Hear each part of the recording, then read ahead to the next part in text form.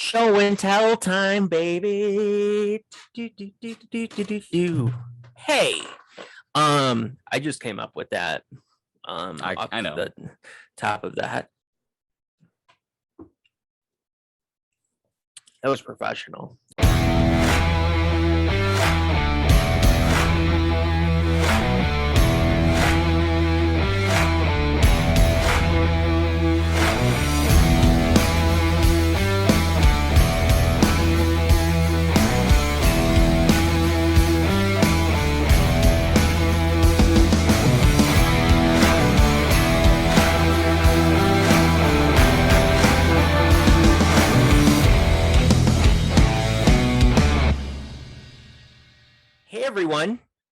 Hey everyone, and welcome to Why Are You Still Here? Because, why? You don't comment. Well, you don't let us know. Actually, let's give credit where some credit is due here. We have had some recurrent commenters. I would like to give a shout out to Steve Connor. Yes. Thanks for watching. 100%. I appreciate your comment. I appreciate you noticing how things are changing in the series as it goes on. That's fine if it's a lazy Saturday watch for you. I totally get it. We're a lot to take in at once. For sure. And I'm glad you noticed that the editing got better as we've gotten rid of an editing program and transitioned to a different one. And the chemistry is, I mean, I guess it's always been there, but I mean, if you look at the first episode and how we timidly spoke compared to now, there's a big difference. So it's rough.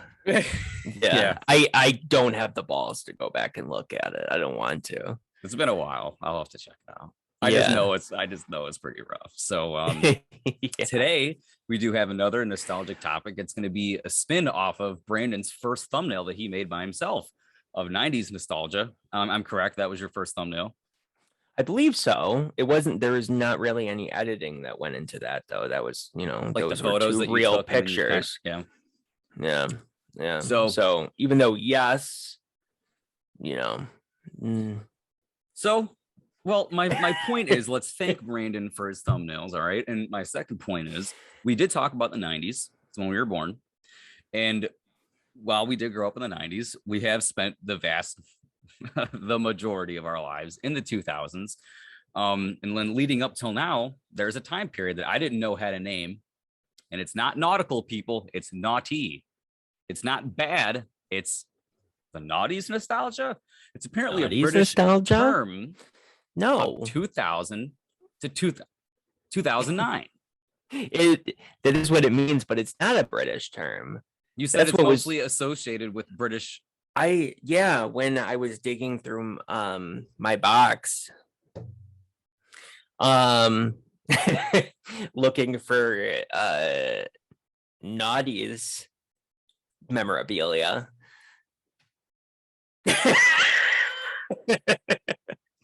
Talking about the early 2000s, people. Correct. I mentioned to you that I've heard British people mention it more than American people, but according to Google, it's not a British term. It really is just what the decade is called. So. We call that time period 2000s, early 2000s, and I think you can see why that is flawed. Because we're going to be in the 2000s for the rest of our lives. Yeah.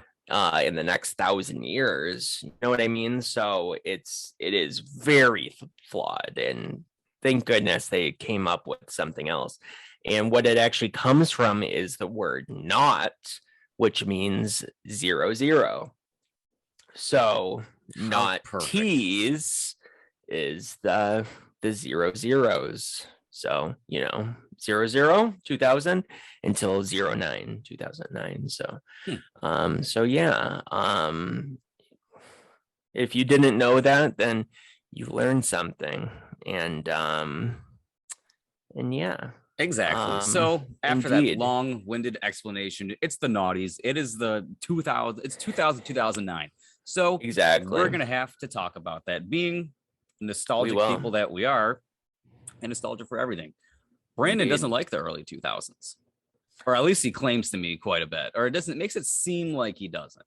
It's not that I don't like it. I just don't have a lot of nostalgia for it. I have some, like when we're talking like early, 2000 until 2003 or 2004, but outside of that, I don't have much nostalgia for that time period other than maybe just being in high school. And, because I entered high school in 2005 and graduated in '09. So maybe some nostalgia for that time period, but nothing, well, I say nothing. I do have a list, but Yeah, not he a has a whole list. lot that is nostalgic to me. But so I just found some things that scream to me 2000s. I couldn't find the thing I actually wanted, but what are you gonna do? Laser pointers. Yes. My God.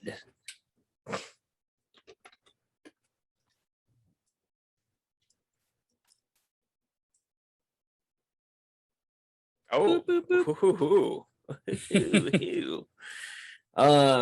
You know how in some movies, like spy movies, they'll put that up in the camera to make it so it blocks it out. Mm-hmm.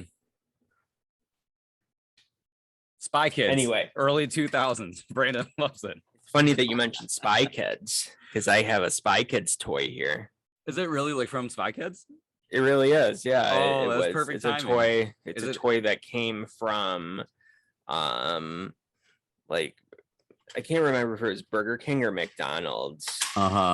It's Junie. I always thought he had a funny name. And what was the sister's name? I don't remember.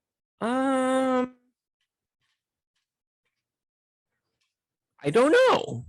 That's so weird. I remember Junie. I don't remember the sister's name. If you guys remember what the sister's name was, let us know.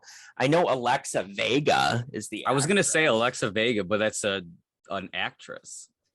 Yeah. Huh. Yeah, that was the actress's name. I can't really remember what the character's name was, but let's see here. I have another little Spy Kids thing as well. Which is this. I think it might have been from Spy Kids 3, but it's another, toy.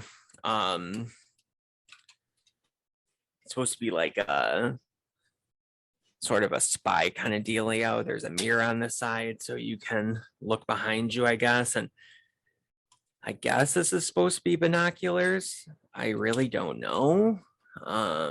Yeah, I guess it's supposed to be binoculars. I don't know. To me, it looks like the owl ship from Watchmen.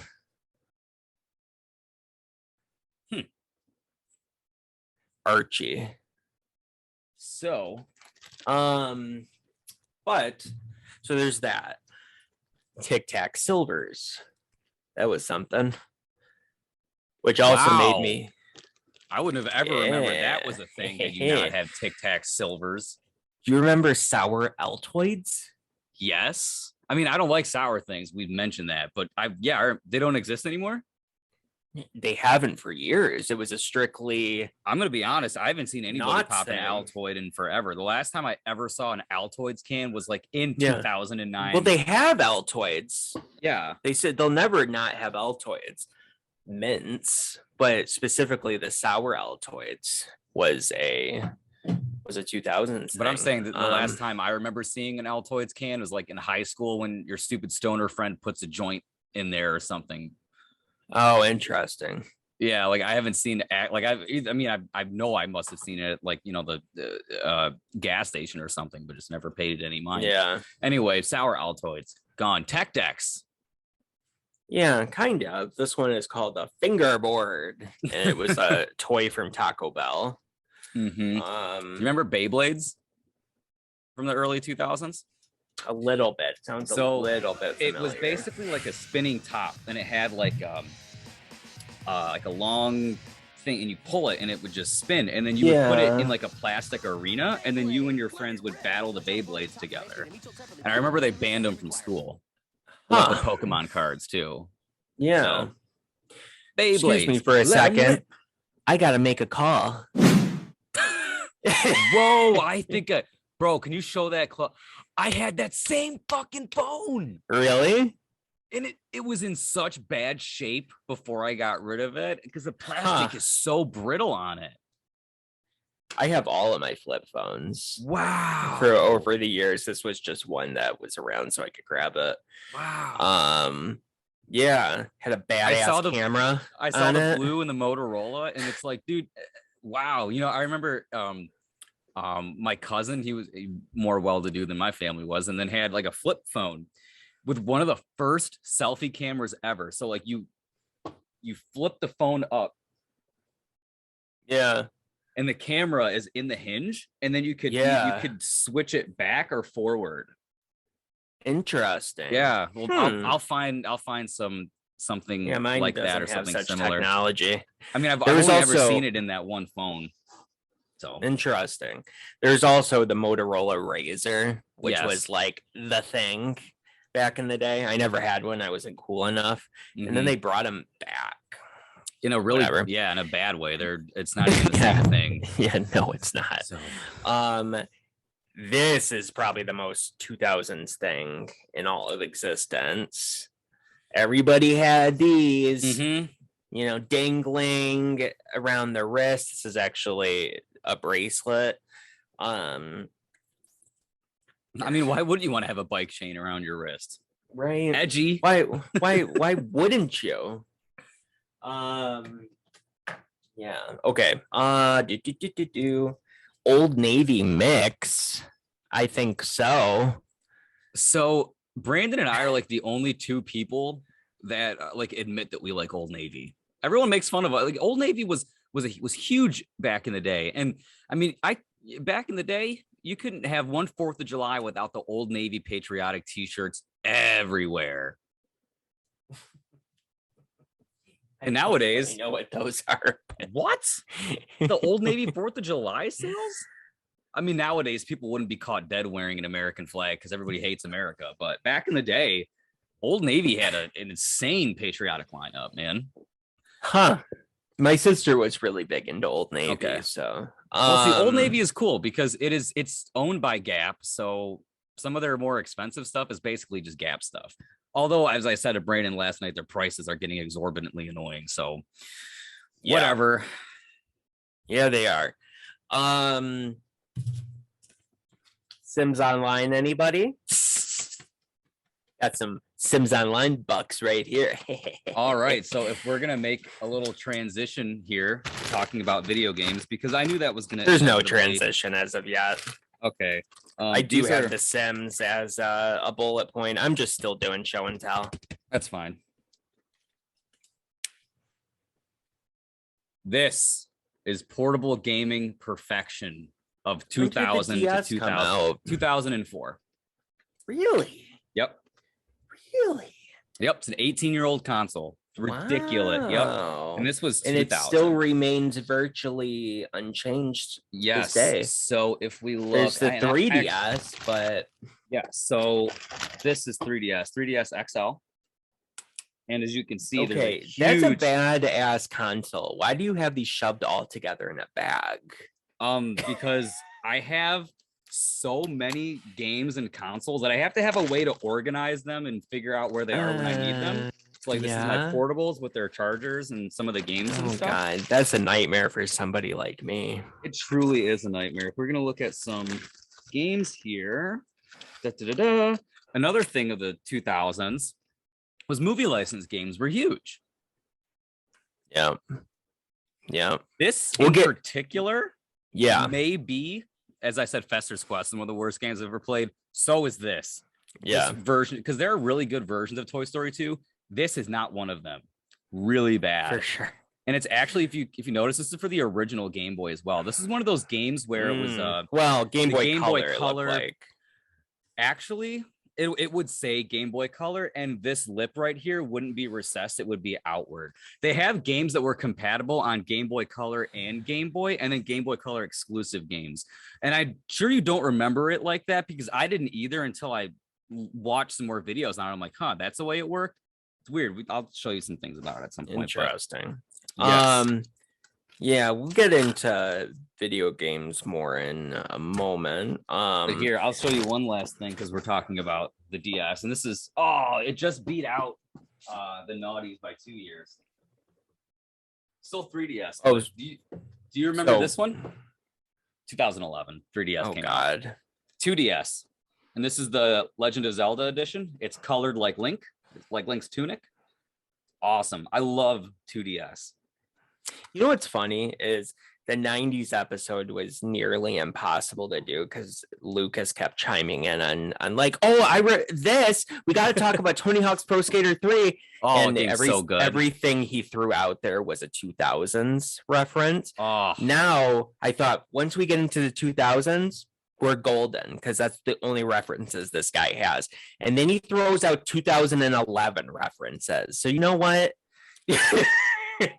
So this is my Ron Weasley cup. It actually came out in the year 2000. This is Harry Potter movie licensed merchandise before the characters were a thing. Same with like the bed sheets that I showed you with the other Harry Potter design. So going back to the 2000s, here you guys go. Ron sip. Yeah, a little awkward to drink out of it, but still pretty cool. Well, if you hold it like this back here. Well, I just mean the way his head is shaped. It's funky. Yeah, it probably wasn't made to actually be used. So the Sims Online, I never had the Sims Online because it was a monthly charge for it. I wanted it so badly. Same thing with the Matrix Online. But I was certainly into the Sims, and I would still have, this is a manual for the Sims Superstar. I had all of the Sims for the original run of games, like Sims 1, if that's what you want to call it. And unfortunately, I lent my entire collection to a friend so his mom could use them, which was fine. But I was like, she's just borrowing them though, right? Because the way that the Sims worked, it was probably common at that time where whatever the last disc you installed, that's the only disc you needed. So you could use you have the base Sims game, and then you have the expansion packs, whatever the last expansion pack you installed was, that was all you needed. And so I tried to make it sure that I had a different expansion pack that I was using than she was, so we could both still play the game. Didn't work out that way. I wasn't able to access it anymore, but I didn't want to be like a dick, because I said that she could borrow them, so on and so forth. And then one day I was visiting over there, and I was like, hey, so can I get my games back? And he was like, you're gonna have to ask my mom. And I was like, I don't want to do that. Can't you ask her? Like, and he was like, you'll get them later. I never got them back, unfortunately. So it kind of pains me. Not that I could really use them for anything today, but still, I will say nostalgia. I have a lot of nostalgia for the Sims, but only like the Sims 1.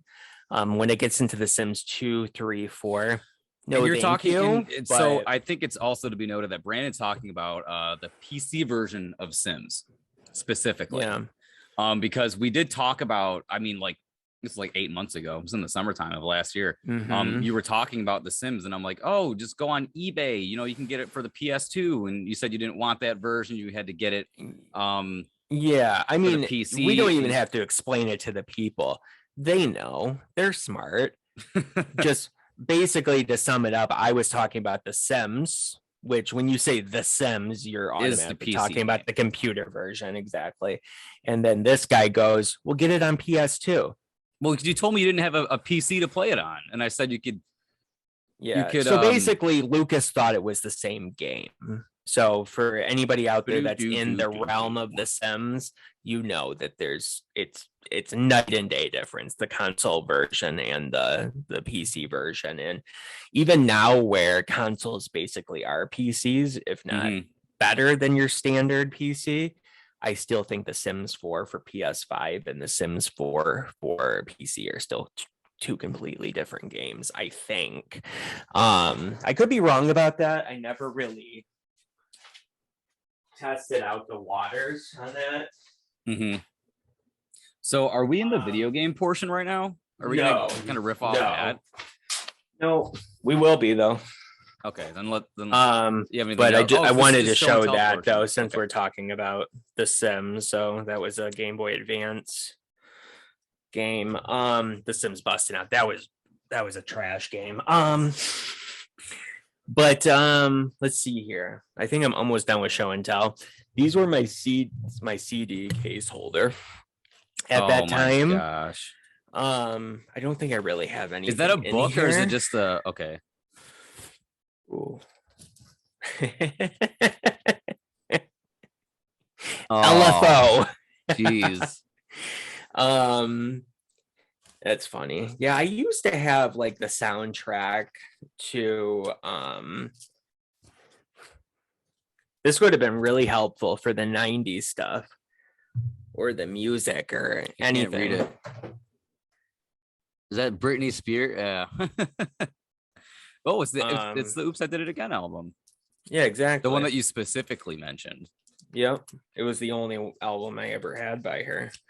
The other ones are missing, but oh God. Anyway,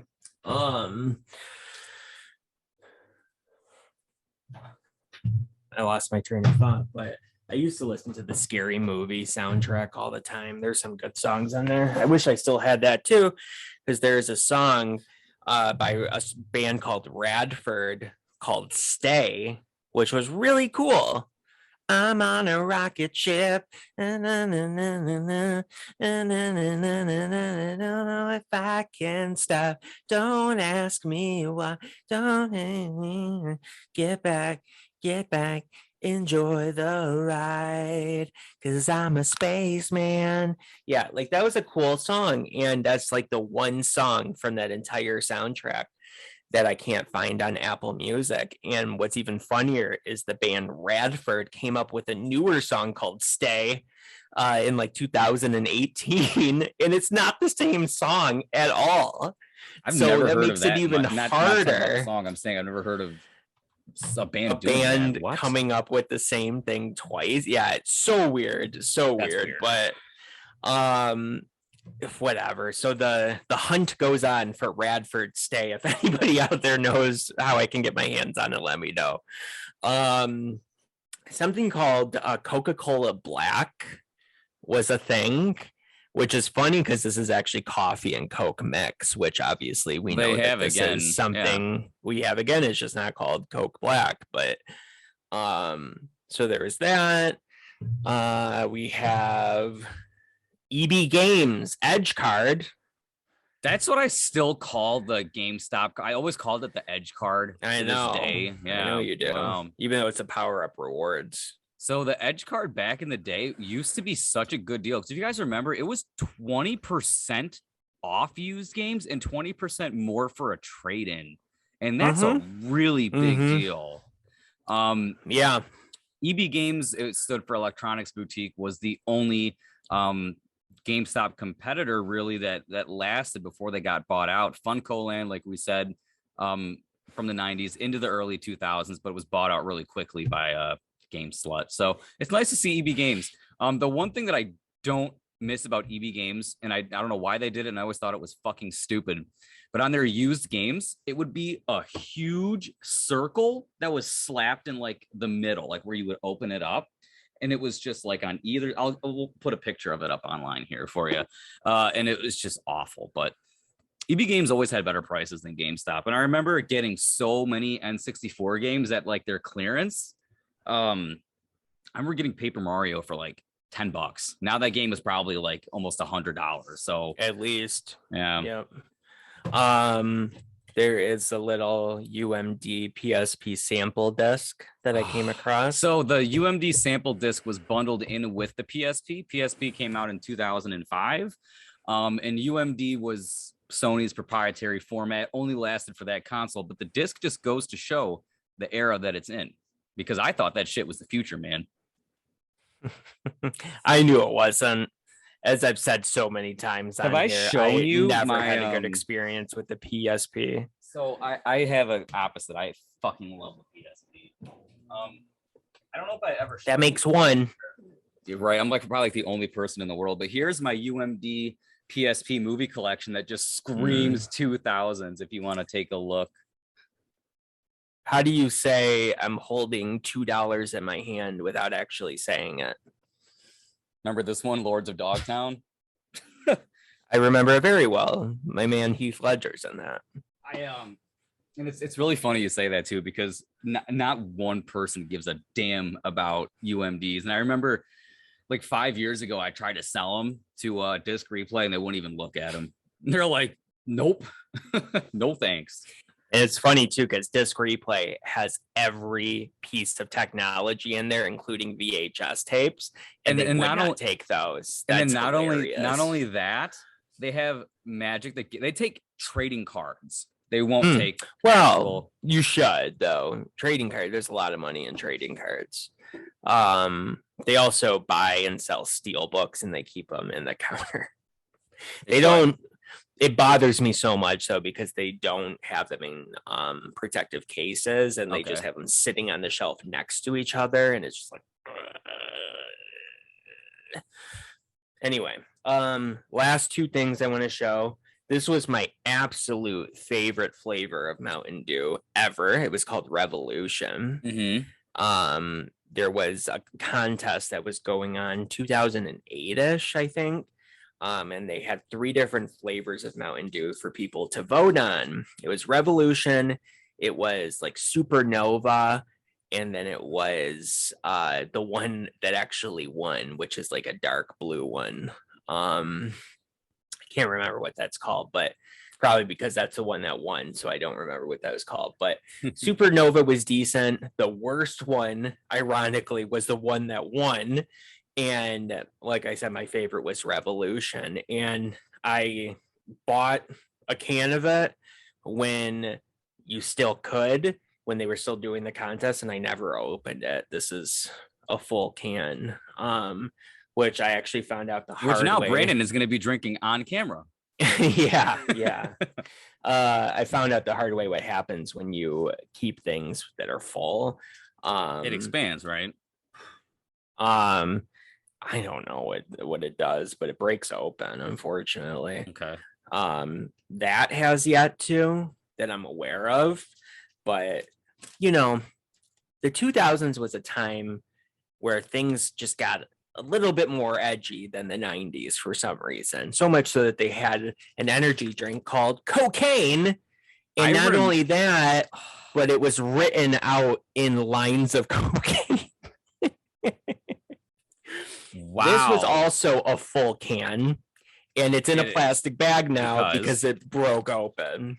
Unfortunately, it broke open and started spraying out of it. Speaking of, that's what she said. Speaking of energy drinks with edgy names, do you remember the energy drink called Balls? BAWLS. It still exists. Does it? Yeah. Is that it tastes really good? I still buy it from time to time. With the rib for her pleasure on the outside of the bottle. Brandon likes Balls. yeah, no, it's not, it's so weird. Yeah, there's blue, and then there's like a cherry flavor that's clear, and the blue one's like guarana or guarana, however you pronounce that. But yeah, no, that was great. But yeah, still exists. And that actually makes me think, even though we're not, well, this could be the drink portion because I don't have anything else, but I spent a lot of time before we started filming this looking for something very specific. And that was a can like I just showed, but it was for Snapple Elements. And it wasn't my favorite flavor of it. This was Venom, I think. That's what it was called, in a green container. But my favorite was called Rain. And my God, it is so popular. There are so many petitions to get Snapple Elements back that you probably couldn't even sign all of them in one day if you tried. I mean, it's just crazy. There is at least one Facebook page devoted to their love of Snapple Elements. I belong to it. There are recipes online to try and make rain, because rain was the most popular one. It was my favorite, but it was also the most popular. And there's recipes out there to try and make rain at home, and it's crazy. And I don't even know how to even describe the taste of it. Like, it was clear, it looked like water, but it tasted like magic. And initially it came in like a big it's like see-through like glass bottle, almost looked like a bottle of like vodka. And then eventually they started packaging it in like aluminum containers, which it didn't taste as good then. And I think that isn't just visual. Literally, aluminum has a way of seeping into the flavor of things. But it was like agave cactus and stuff like that were the ingredients. But it was magical. If anybody out there knows what I'm talking about, then Sure. let me know, and we'll message each other and cry about it. But all right, I'll mention one drink that I miss. Mountain Dew Game Fuel from 2007. It was orange. It had Master Chief on the cover. It was to it was the first Mountain Dew that was video game related, and it was obviously to promote Halo 3. I have no fucking idea where the cups are, but there was a Slurpee version of this Game Fuel, and they had holographic Master Chief cups. I had all three of them, and they did like a Code Red Game Fuel. They've done other Game Fuels. Not, I think the last one I remember was advertised with like World of Warcraft with the orcs and stuff on it. Nothing ever came close to being that good. And you know what? I would go against everything I stand for in the pop world and drink every bit of a non-diet version of Game Fuel, because that shit was too good. I'll take all the 40 grams of sugar in that bad boy, because that's funny. It was too good. I was never a fan of it, but probably because it had Master Chief on it, and you just hate everything Xbox, but it's neither here nor there. I wasn't a fan of the flavor, because they always will re-release that all the time. So I mean, I will try it every 3 years when they re-release it every 3 years. And if Master Chief's not on it, it affects the flavor. Like you said, aluminum has its way of getting into it. Well, his armor has a way of getting into it. So yeah, no. But actually I did have one last thing, and that was a little family video flyer from 2006 where you can see all the upcoming releases. I would look at these all the time and see what was coming, and I'd be surprised when I would see some like direct-to-video thing on there, and I'd be like, Hollow Man 2? How did I not know about this? And then I would watch it and I would see why I didn't know about it. So yes, yeah, stars Christian Slater though. He's awesome, but yeah, no, it was a bad one. Yeah.